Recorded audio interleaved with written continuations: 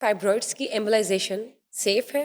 बेटे, safe young women में अगर फाइब्रॉइड्स हैं और उन्होंने बच्चे पैदा करने हैं तो डेफिनेटली ये सेफ नहीं है, क्योंकि वो डेड टिश्यू जो है वो यूट्राइन मसल में पड़ा होता है और जब तक क्यारी में पत्थर पड़े हैं बीज तो नहीं लग सकता।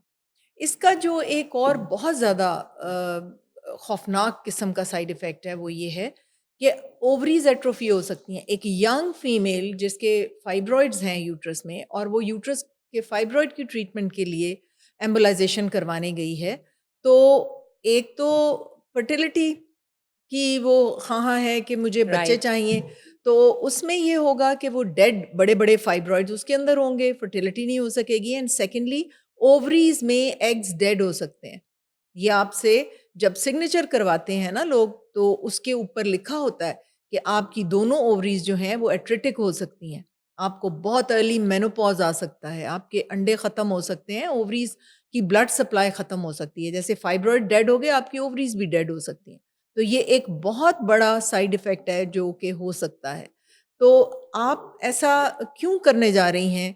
बड़ी उम्र की औरतें जिनको किसी वजह से मायोमेक्टमी नहीं हो सकती या उनकी हिस्टेरेक्टमी नहीं हो सकती, they are not fit for anaesthesia, उनके लिए एम्बोलाइजेशन ऑफ फाइब्रॉइड्स जो है उसमें हम कर सकते हैं, लेकिन नॉट इन विमेन जिन्होंने बच्चे पैदा करने हैं या वो यंग हैं, उनमें ओवरीज जो हैं वो ख़त्म हो सकती हैं, उनके हार्मोन्स ख़त्म हो सकते हैं, वो प्रीमेच्योर एजिंग में जा सकती हैं। तो इसलिए इससे बचें। Embolisation is not for fibroids, मैं बार बार ये ऑलराइट। कह रही हूँ।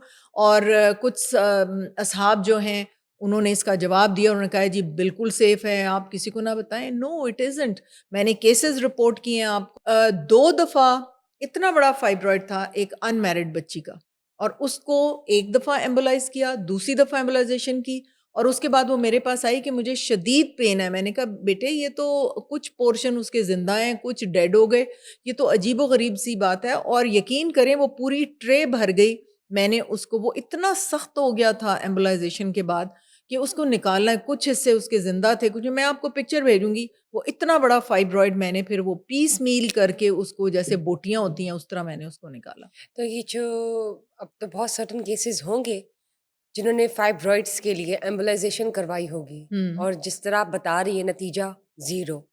तो अब अगर कोई इस तरफ जा रहा है या फाइब्रॉइड्स के लिए सेफ सर्जरी या सेफ प्रोसीजर क्या है ये बताइए, और एम्बोलाइजेशन किस लिए है ये बताएं। बेटे, एम्बोलाइजेशन जैसे हमारे कुछ बच्चियों के यूट्रस में आर्टीरियोवीनस मेलफॉर्मेशन होती है, एवीएम हम उसको कहते हैं। बड़ी-बड़ी खून की नालियाँ होती हैं और उनके मल्टीपल अबॉर्शंस होते हैं।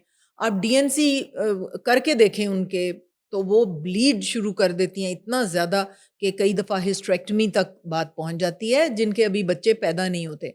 उनमें अबॉर्शंस होती हैं, उनमें प्रीमेच्योर डिलीवरीज़ हो सकती हैं। तो ये केसेस हैं जिनको हम एम्बोलाइजेशन के लिए स्पेसिफिकली भेजते हैं कि इनका और कोई इलाज नहीं है। ठीक है? अगर हमने डायग्नोज़ कर लिया कि आर्टेरियोवेनस मेलफॉर्मेशंस हैं यूट्रस में, तो these are the cases for embolisation, not fibroids. और फाइब्रॉइड की एम्बोलाइजेशन कोई सस्ती नहीं है। 3 लाख, उस बच्ची वो मुझे आके बताने लगी कि 3 लाख एक दफ़ा लिए, 3 लाख अगली बार लिए। और वो 6 लाख रुपए खर्च करके मेरे पास आई कि मुझे शदीद पेन है और मेरा कुछ कर दें। तो फिर आई रिकंस्ट्रक्टेड द यूट्रस, उसका इतना बड़ा फाइब्रॉइड, आधा मरा हुआ आधा ज़िंदा, वो निकाल के मैंने पीस मील, क्योंकि वो पूरी उसकी प्लेन ऑफ क्लीवेज ख़त्म हो चुका था, उसमें से निकाल के मैंने, और मैं आपके साथ शेयर करूँगी। तो ये एम्बोलाइज़ेशन जो है ये, और अगर फाइब्रॉइड्स निकालने हैं, तो अगर छोटे हैं वो तो लेप्रोस्कोपिकली निकल सकते हैं। ठीक। अब और भी तरीके आए हैं बड़े फाइब्रॉइड्स को निकालने के, लेकिन मेरा ये ख़्याल है कि बहुत छोटा-सा इंसिजन दे के और सब क्यूटिकुलर उसकी स्टिचिंग, वो जो गुम सिलाई होती है वो करके, आप हाथों से उनको रिकंस्ट्रक्ट करें, ताकि वो uterus after the surgery, after reconstruction, वो जब प्रेग्नेंट होगी तो वो देर तक उसको होल्ड करेगा बच्चे को, वहाँ से उसका स्कार जो है वो स्कार रप्चर नहीं होगा। और इन पेशेंट्स के लिए हम फिर सजेस्ट करते हैं कि वो इलेक्टिव सिज़ेरियन सेक्शन करवाएं, क्योंकि ये यूट्रसेस जो हैं ये फिर पेन नहीं ले सकते। लेकिन मेरे ख्याल में open myomectomy is the best for उन औरतों के लिए जो कि बच्चे पैदा करना चाहती हैं। ठीक हो गया, ज़बरदस्त। बहुत शुक्रिया, आपने जेन्युइन इन्फॉर्मेशन जो है वो शेयर की है। जी। सेल्फ ग्रूमिंग की बात करते हैं, या चले अगर आपने प्रोफेशनल फील्ड में कदम रखना है तो तब आपकी प्रोफेशनल लैंग्वेज कैसी होनी चाहिए, क्या एथिक्स होने चाहिए, उस हवाले से बताइए। बेटे, एथिक्स और सेल्फ ग्रूमिंग की जो प्रोफेशनलिज्म में बात है उसकी तो मैं बाद में बात करूँगी। लेकिन मैं अपने मुल्क की बच्चियों को ये कहना चाहती हूँ कि वेल ड्रेस्ड रहा करें। वो घरों में अजीबो-गरीब हालत में रहती हैं और कभी कहीं जाना हो तो वो फिर तैयार होती हैं। देखें, आप अगर अपनी पसंद का ड्रेस पहनेंगी, अगर आपको लग रहा है कि मैं बहुत अच्छी लग रही हूँ, आप खुद सोचना कि आपका कॉन्फिडेंस लेवल कितना हाई होगा। आपने खुद भी बुशरा ये नोट किया होगा, when you wearing a very good dress तो कॉन्फिडेंस लेवल बहुत हाई अप चला जाता है। ट्रू। अगर आप physically you are well dressed, आप पूरा अपने आप को कवर करें। और ड्रेस कोड की मैं बात करूं तो हमारा दीन हमें अच्छा लिबास पहनने से, अच्छा लगने से मना नहीं करता। सिर्फ वो ये कहता है कि मैं अपनी बेटी, जब मेरी बेटी जवान हो रही थी तो मैं उसको कहती थी कि देखो बेटे, do whatever fashion you want to. आपके क्लेफ्ट्स जो हैं वो कवर्ड होने चाहिए, सामने से आप कवर्ड हों, आप आगे से पीछे से कवर्ड हों, और जितना हमारा दीन हमें इतने हाथ एक्सपोज करने या फेस एक्सपोज करने की हमें इजाज़त देता है, उतना आप करें। Do any fashion you want to. तुम्हें फैशन से हम मना नहीं करते। ग्रूमिंग होना, ग्रूम करना, अपने आप को साफ सुथरा रखना, अपनी हर चीज़ ख्वाहिश पूरी करना, that is very very important कि आप बन ठन के, बन संवर के रहें।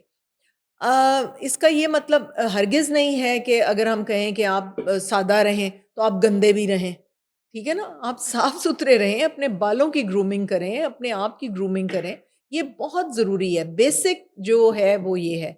और फिर अपनी हेल्थ का ख़्याल रखें, बजाय इसके कि आप रूज लगा रहे हैं और उससे पिंक हो रहे हैं, आप अपनी हेल्थ पे इतना ध्यान दें कि वो आपके अंदर से वो सारी रिफ्लेक्ट हो। वाइब्रेशन रिफ्लेक्ट हो। अ, स बहुत इम्पोर्टेंट बात है कि अगर आप साइकोलॉजिकली फिट होंगे, तो आपके अंदर से हॉर्मोन्स ऐसे निकलेंगे जो आपकी वाइब्रेंट स्किन कर देंगे। तो पॉइंट। स्ट्रेस जो है वो हमारे दीन में तो डिप्रेशन और स्ट्रेस है ही नहीं। अल्लाह सुब्हान तआला ने कहा है कि एक दफ़ा सजदा करके मुझसे मांगो, मैं तुम्हें प्रोवाइड करता हूँ। कुरान का वादा ये है कि एक रास्ता बंद हो गया, मैं 100 रास्ते खोल दूंगा। मेरे ऊपर, मेरे से दोस्ती करो, ट्रू। मेरे से मांगो। तो जितने आप स्ट्रेस में अगर गुजर रहे हैं, अगर आपको लगता है कि रास्ते बंद हो गए, एक तहज्जुद एंड देन यू आस्क अल्लाह सुब्हान तआला, तो वो ऐसे नए रास्ते खोल देगा कि जिसका कोई हिसाब नहीं। तो इसलिए अल्लाह पे यकीन करें और अपने आप पे यकीन करें। अल्लाह ने हर इंसान को इतनी खूबियां दी हैं, आपको एक्सप्लोर करने की ज़रूरत है कि मैं क्या-क्या कर सकती हूँ। कोई ऐसी लड़की, कोई ऐसा लड़का नहीं है जिसको अल्लाह सुब्हान तआला ने बहुत-बहुत सुपर पावर्स देके, ये एक्सप्लोर करने की बात है कि आपको अल्लाह ने क्या-क्या क्वालिटीज़ दे के और भेजी। सेल्फ लव होना चाहिए, अपने आप से सेल्फ प्यार लव करना होना सीखें। चाहिए। देखें, आपको जैसा अल्लाह सुब्हान तआला ने बनाया है, बी कॉन्फिडेंट ऑन दैट। आपका रंग सांवला है, सांवले में अपनी अट्रैक्शन है। आप जिस तरह के भी हैं, आपकी जो भी है, उनको कहें I love it, I love it. मुझे अल्लाह ने जो बनाया है, आई आई एडमायर माई सेल्फ।